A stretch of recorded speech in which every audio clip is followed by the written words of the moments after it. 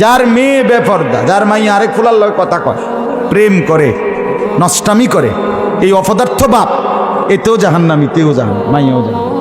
যেদিন থেকে প্রাপ্তবয়স্ক হয়, বালেগ হয়, কোনো ছেলে যার উপরে যেদিন গোসল ফরজ হয় ওই দিন থেকে সে পূর্ণ সমঝদার, পূর্ণ বয়স্ক, প্রাপ্তবয়স্ক। যে মেয়ের প্রথম মাসিক ঋতুস্রাব শুরু হয় সেদিন থেকেই সে পূর্ণ সমঝদার। পুরা ইসলাম তখন তার উপর, একটা হুকুম তখন আল্লাহর নাফরমানি করিলে জাহান্নামে যেত।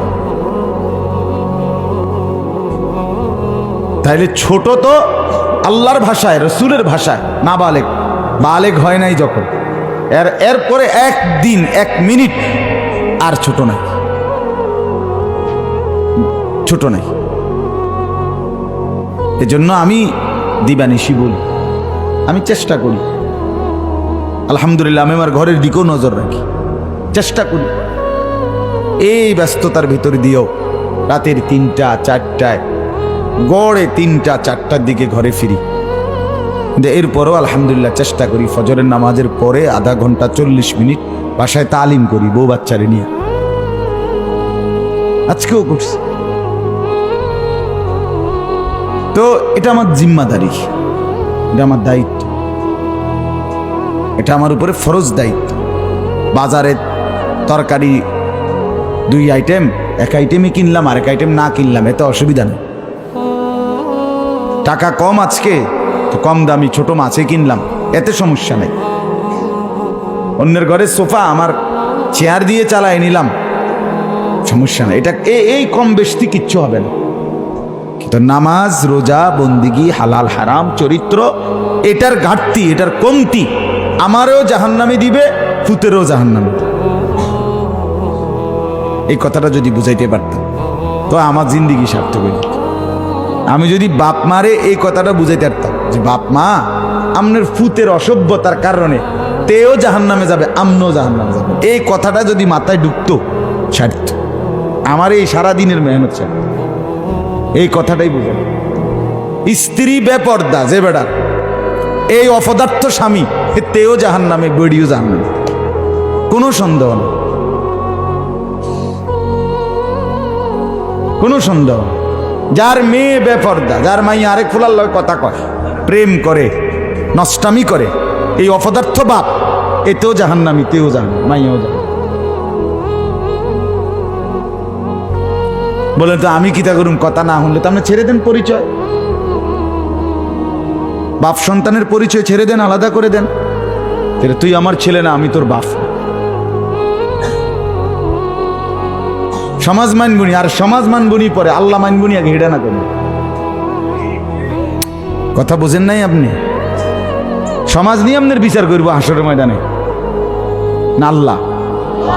তো আখেরাতে আপনি কি সমাজের মুখে নিয়ে দাঁড়াবেন না আল্লাহর সামনে দাঁড়াবেন? তাহলে বলে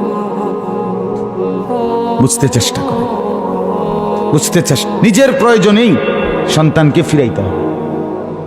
মানে আমার বাঁচার জন্যই আমার ছেলেকে কি করতে হবে, আমি ফিরাইতে হবে, আমার বাঁচার দরকার। ওই যে বললাম নবীজি বলছে, বুখারী মুসলিমের হাদিস, প্রত্যেকেই তার অধীনস্থদের ব্যাপারে হাসরের ময়দানে কি হবে, জিজ্ঞাসিত। নিজের অঙ্গ প্রত্যঙ্গগুলো জিজ্ঞাসিত। শুধু বউ বাচ্চা মিয়া, ইন্নাস সামআ ওয়াল বাসারা ওয়াল ফুআদা, এরপরে কুল্লু উলাইকা কানা আনহু মাসউলা। আল্লাহ বলছে তোমার কান, তোমার চোখ, তোমার দিল আমি আল্লাহর সামনে কিয়ামতের দিন জিজ্ঞাসিত হবে। আমি জিজ্ঞেস করব কানকে, বলো তোমাকে দিয়ে সে কি করছে। আমি জিজ্ঞেস করব চোখকে, হে চোখ বলো আমার এই বান্দা তোমাকে দিয়ে কি করেছে। দিলকে আমি বলবো ফুআদ, বলো তোমাকে নিয়ে সে কি কি ভাবছে। আমি আল্লাহর জন্য ভাবছে কয়বার, মানুষের বেডির লেগে ভাবছে কয়বার, ইসলামের জন্য ভাবছে কয়বার। দিল অনেক বড় সম্পদ, অনেক বড় সম্পদ। এক ঘরে মানুষ নির্দিষ্ট জায়গা, এক জায়গায় মানুষের গাড়িতে বলেন সব জায়গায় নির্দিষ্ট ক্ষুদ্র জায়গা, কিন্তু এক দিলের মধ্যে কোনো নির্দিষ্ট কোনো জায়গা না, এটার ভিতরে অগণিত জায়গা। সুবহানাল্লাহ। চিন্তা করে দেন এটার ভিতরে আপনি কত কিছু রাখতে পারেন, কত স্বপ্ন, কত আশা, কত আকাঙ্ক্ষা, কত পরিকল্পনা, কত ইচ্ছা এটার ভিতরে রাখা যায় না। এটা জায়গা খালি, এটা সাগর, মহাসাগর জায়গা। সুবহান। এই জন্য আমরা আমাদের জীবনের প্রতি নজর দিতে হবে, আমাদের আল্লাহর সাথে সম্পর্ক মিলাইতে হবে এবং গুনাহমুক্ত জীবন গড়তে হবে। এছাড়া আমাদের উপায় নেই। দুনিয়ার নিরাপত্তা কসম ঈমান আমলের উপর। তাহলে আমি বলতেছিলাম 1 নাম্বার আমাদের জান্নাতে যাওয়ার জন্য দরকার পরিপূর্ণ কি? 2 নাম্বার পরিপূর্ণ তাকওয়া। কি বলেন? তাকওয়া। তাকওয়া কি? তাকওয়া কোরআনুল কারীমের বহুল ব্যবহৃত শব্দ। আল্লাহ তাআলা কোরআনে অধিক যেই শব্দগুলো উল্লেখ করছেন তার মধ্যে এটা একটা তাকওয়া। তাকওয়া মানে কি? তাকওয়া মানে বেঁচে থাকা। বেঁচে থাকা মানে কি? আল্লাহ তাআলার সমস্ত নাফরমানি থেকে, নিষেধ থেকে বেঁচে থাকা, এটা হলো তাকওয়া। তারকুল মুনকারাত, সমস্ত নিষিদ্ধ বস্তু থেকে নিজেকে বাঁচিয়ে রাখা। আর কি? ফিআলুল খায়রাত, যে নিষিদ্ধ বস্তু থেকে বাঁচে, আল্লাহর নাফরমানি থেকে বাঁচে, সে অটোমেটিকলি সে আল্লাহর হুকুম কি পালন করতে হবে, আমাকে কি এটা খোঁজে। বুঝেন নাই?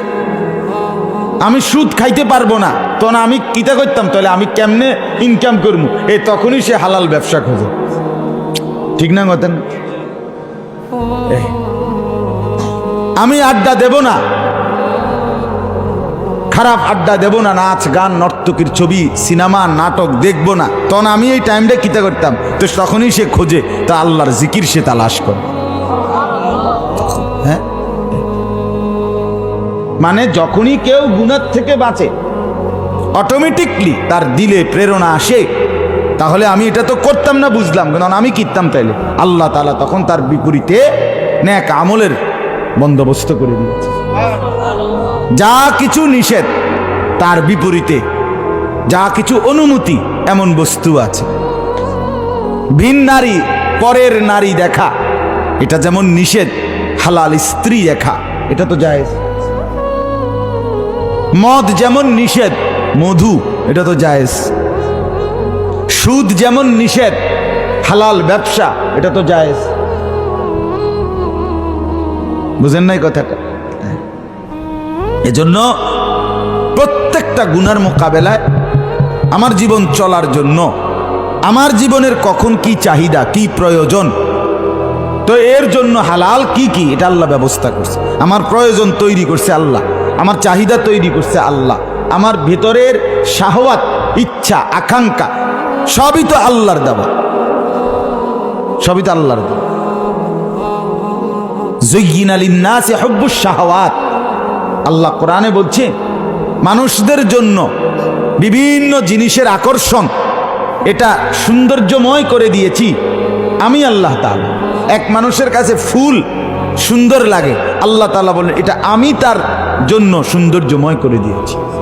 এক মানুষের কাছে নারী সুন্দর লাগে, হ্যাঁ, তো এটা আমি করে দিয়েছি।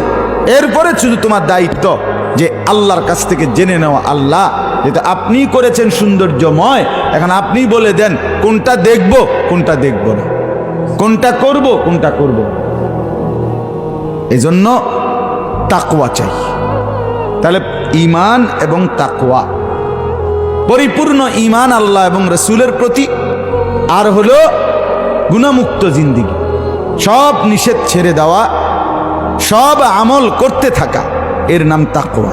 এই দুইটা যদি কোনো ব্যক্তি জীবনে আনে তো সে হাসরের ময়দানে দাঁড়াইবার সাথে সাথে জান্নাত। কোরআনুল কারীমে আল্লাহ বলছেন উইদ্দাত লিল মুত্তাকিন, আমি আমার মুত্তাকি তাকওয়াওয়ালা বান্দাদের জন্যই জান্নাত বানানো হয়েছে।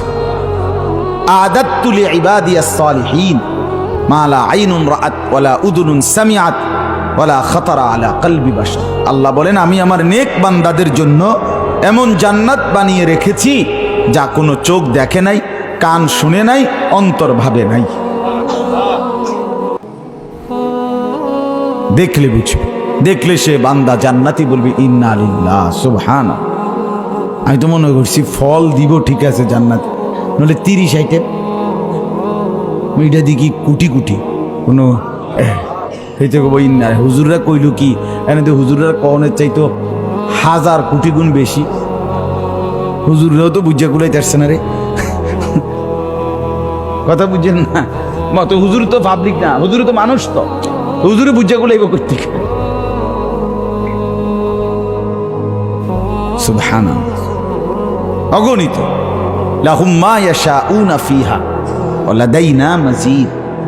কোরআনে আছে, আল্লাহ বলেন আমার বান্দা জান্নাতে সে যা যা চাইবে তা তো পাবেই। ওয়া লাদাইনা মাজিদ, বান্দার চাওয়ার পরেও আমার কাছে আরো অনেক আছে। ফেরেশতা সেগুলো এবার দিতে থাকবে। আপনার ফেরেশতা জিজ্ঞাসা যে জান্নাতি বান্দাকে জিজ্ঞেস করবে যে ফল দিতে চাইছিলাম, কি কি ফল দিতাম?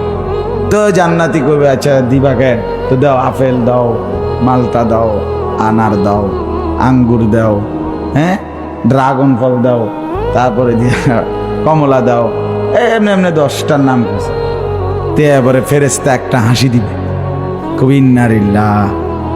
আপনি কি দে এই চৌমুনিয়ার 20 বাজার মনে করছেন কে? আপনি তো হুদা 10টা কইয়া থাইমে গেলেন। আপনি জানেন না এটা ব্যস্ত যে জান্নাত, আপনি 10,000 নামও কইলেন না, বুঝেন নাই কথাটা? জান্নাতি বলবো আমি তো জানি না, এটা নাম আর জানি না, আমি যেদূর জানি এদূর তো কইলাম। আল্লাহ তাআলা বলবেন হায় বান্দা আমার কাছে তো আরো অনেক আছে। তে আল্লাহ বলবেন ফেরেশতাকে ও যা চাইছে সেগুলো দাও আগে, আর আমি যেগুলো রাখছি সেগুলোও দিতে থাকো। লাহুম মা ইয়াশাউনা ফিহা ওয়া লাদাইনা মাজিদ। ফেরেশতা শুধু দেবে, জান্নাতি গ্রহণ করবে। আল্লাহ বলবে আরো দাও, আরো আছে, আরো আছে, আরো আছে। এক পর্যায়ে জান্নাতি বান্দা বলবে ফেরেশতা বন্ধু আর লাগবে না, আর দিতে হবে না। ফেরেশতা বলবে রব্বুল আলামিন আপনার জান্নাতি বান্দা আর চাচ্ছে না। আল্লাহ বলবেন ওয়ালাদাইনা মাজিদ, না ফেরেশতা আমার কাছে তো আরো আছে।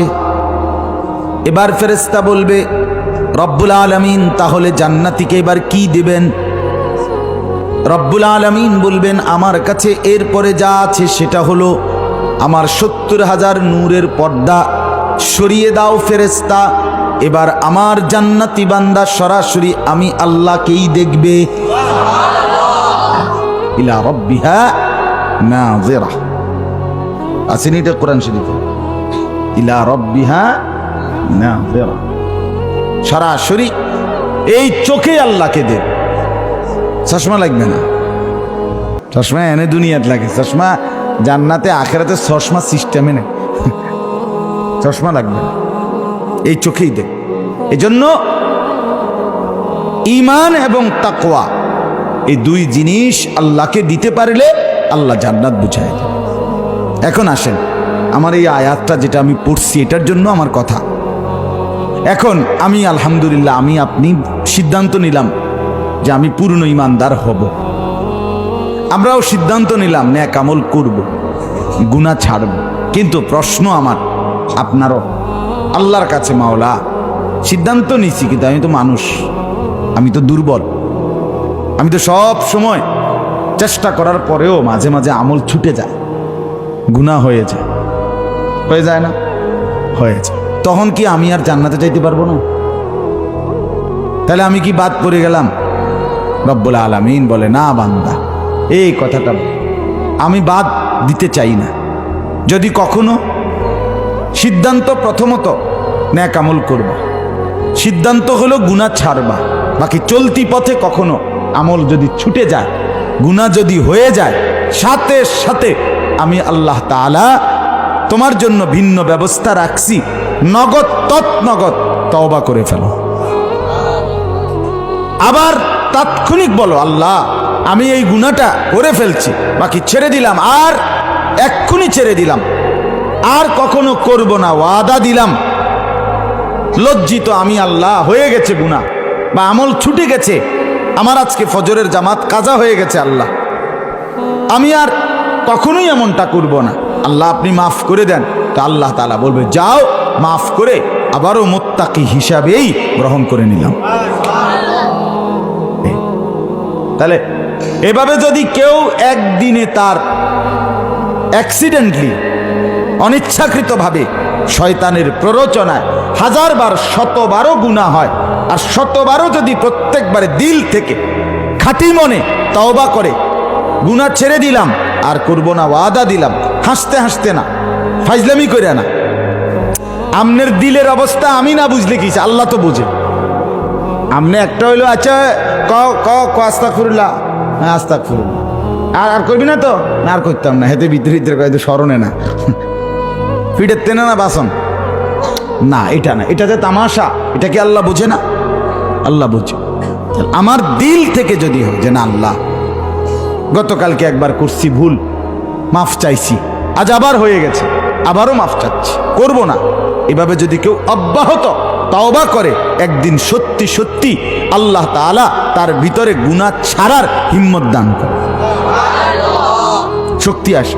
এ পড়তে পড়তে বাচ্চা একসময় দাঁড়ায় যায়, মা কথা কর না, ওই যে হাঁটা শিখে যখন বাচ্চা, প্রথম তো পড়তেই থাকে, বারবার পড়ে, বারবার ক্যাঁ করে ওঠে, ভ্যাঁ করে ওঠে, ঠিক আছে না?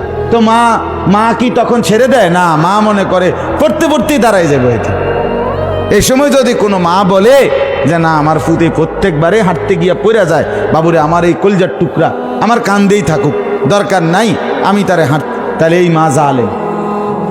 এই মা কি আমনের 2 বছর পরে বাচ্চাটারে হাঁটাইলো না, এবারে এই মা এই বাচ্চাটারে দিল পঙ্গু করে, তে তো এবার পঙ্গু হয়ে যাবে, তা তার হাঁটতেই পারবে না। এই জন্য পড়তে পড়তেও যদি কেউ আবার দাঁড়ায় যায়, আবার দাঁড়ায়া যায়, আবার দাঁড়ায়া যায়, হ্যাঁ গুনাহ হয়ে গেছে, আল্লাহ তওবা করলাম, তো আল্লাহ তাআলা একদিন সত্যি গুনাহ ছাড়ার মতো মজবুত শক্তি, হিম্মত আল্লাহ দান করে, আল্লাহ দান। আমার একটা স্পিরিট থাকতে হবে, আমার ভিতরে একটা ফিকির থাকতে হবে। তো আজকে এই আয়াতের মধ্যে আল্লাহ তাআলা 28 নম্বর পারা 66 নম্বর সূরা তাহরিম, এই সূরার মধ্যে আল্লাহ তাআলা এই তওবার কথা বলছে আমাদেরকে। তওবা করো বান্দা, যখনই গুনাহ হবে তওবা করো, যখনই আমল ছুটে যাবে তওবা করো। আমার খুলনার হযরত, বাংলাদেশের শ্রেষ্ঠ একজন বুজুর্গদের অন্যতম হযরত মাওলানা মুফতি নুরুল আমিন সাহেব, হযরত বলেন যে ওনার একটা স্টিকার আছে বানানো, জায়গায় জায়গায় লাগায় দেয়, গুনাহ যতই হোক তওবা করুন, গুনাহ যতই হোক কি করুন, এখনই তওবা করবেন। কখন? আজকেই। একবার মিথ্যা বলছেন, হ্যাঁ আবার তওবা করুন। একটা অন্যায় করে ফেলছেন, আবার তওবা করুন। বলেন হুজুর আমার খাচ্ছ তো এরকম না, এটা কথা না, আপনি এখন ছেড়ে দেন, দেখা যাবে এভাবে ছাড়তে ছাড়তে একদিন হয়তো আপনি 10 বার মিথ্যা বলতেন, আজকে পরের দিন আমরা 8 বার হয়েছে, 2 বার কমে আইছে, পরের দিন আরেকবার কমে আসছে, হতে পারে 10 বছর পরে হোক, 1 বছর পরে হোক, 6 মাসের মাথাত হোক, আপনার সত্য বলাটা অভ্যাস হয়ে গেছে।